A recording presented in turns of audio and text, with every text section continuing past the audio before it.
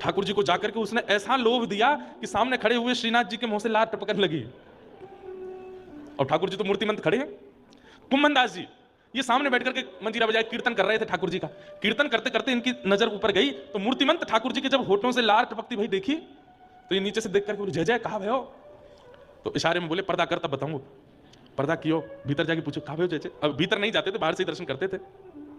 बोले गोपी है, ऐसा मधुर मक्खन निकाल के लावे और पीछे तो लोभ दे करके मुंह को दिखावे। मेरा तो मन है रोवा कि यहाँ को मक्खन खा लो। अरे कौन सी गोपी मुझको पता बताओ, बात मक्खन मैं ले आऊंगा और हमारी इतनी बड़ी रसोई घर है, यहाँ बढ़िया मक्खन निकलवाए के भोग लगवाए दूंगा।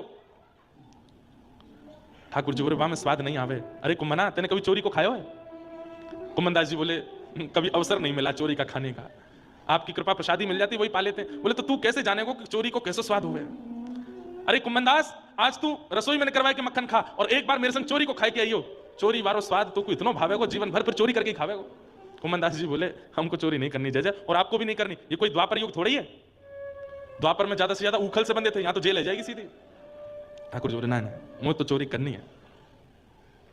कुम्भन दास जी बोले, कैसे करनी है बताओ? बोले तू एक काम कर। बोले कहा, रात्रि में जब मंदिर बंद है जाए बस खिड़की पे आके ठाड़ो है जाइयो, मैं आ जाऊंगा। बूढ़े बड़े बेचारे कुम्भन दास जी, रात्रि में मंदिर बंद हुआ। अब ठाकुर जी और कुम्भन दास जी के बीच की बात है, मंदिर में और किसी को नहीं पता।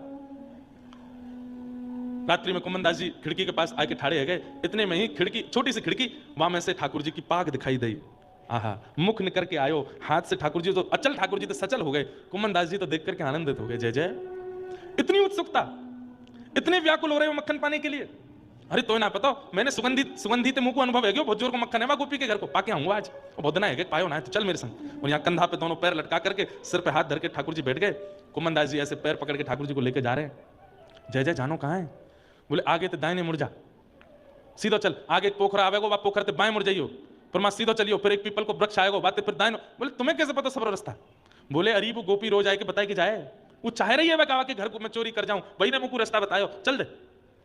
कुम्भन दास जी के बीच बीच में आंसू आ जाते हैं, कितनी बड़भागिनी है वो गोपी जिसके घर ठाकुर जी स्वयं चोरी करने जा रहे हैं। प्राचीन घरों में छत होती थी पर आंगन के लिए खुली होती थी, आंगन में खुला रहता था। ठाकुर जी और कुम्भन दास जी ऊपर से भीतर आंगन में आए गए। आंगन में आकर के धीमे धीमे ठाकुर जी देख रहे, कहाँ है छीको? कुम्भन दास देखियो।